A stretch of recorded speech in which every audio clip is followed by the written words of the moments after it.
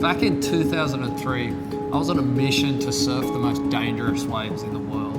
I met my match when I came across a wave called Cyclops.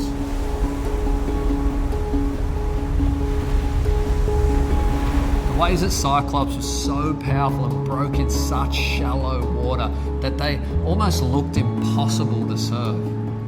But I knew that if I got a photo riding one of these waves, it would get worldwide media attention and it would help cement my reputation as one of the craziest surfers in the world. On top of that, I also knew that riding one of these waves would be the most insane rush. I had a clear vision of what type of wave I was looking to ride. I knew exactly how I would go about riding it and really precisely what the photo should look like once I'd ridden this wave. The mistake that I made was not communicating this vision and strategy to my photographer and filmer who were shooting from a boat alongside the wave.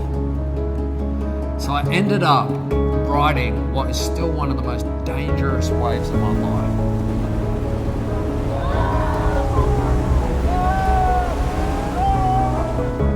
Footage and the photos were terrible. Well, not terrible, but they were pretty average for the wave that I'd ridden. See, the photographer and videographer, they weren't in the right position. They had drifted too far inside, leaving them with a front-on perspective of the wave. And the angle of the photos and footage they took, it really didn't highlight how spectacular and dangerous the wave I'd just ridden was. I was shattered when I saw the results, but the wave was so scary that I'd just ridden, I couldn't bring myself to go back and do it again. It still pains me to this day thinking about the opportunity that we all missed. I wish I had just communicated better with my team. It actually wasn't until I was pushed somewhat unwillingly into public speaking that I picked up some much needed communication skills.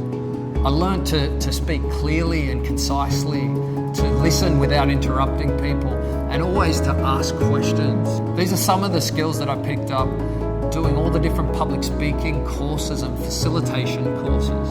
To my surprise, these skills, they ended up being immensely beneficial for my surfing career. From pitching ideas to sponsors, to speaking to the media, and most importantly, strategizing and giving feedback to my team. One of the most effective techniques that I learned to date is called the CHD framework. It's a simple, powerful framework that has been used by the media and advertisers for decades. It's an acronym that stands for concepts, headlines, details. Using CHD really helped me structure the information that I wanted to deliver to people. It forced me to break the information down into small chunks and helped me to be able to present it to people in a way that was easy for them to remember and also easy for them to pass on to other people. You can see the framework used in the news on TV. The introduction is always news tonight. Then they go straight into the headlines. Airstrike in the Middle East, earthquake in Indonesia, and the Dow Jones hits record highs. No details are told until all of the headlines are out. That's the crucial point. Then once the headlines are all out, they always go back to the first headline, say it again, and then proceed with the details.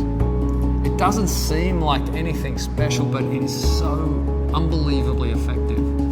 If you look closely now, you'll notice that the most effective communicators use an approach always similar to that CHD framework. So, what I should have said to my team before riding the most dangerous wave of my life might have gone something a little like this.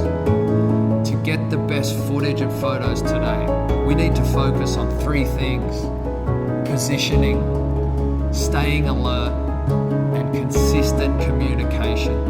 Positioning, the optimal positioning to shoot the wave I'm about to surf will be in tight, up on the shoulder of the wave so that you can get a clear perspective looking down at the reef.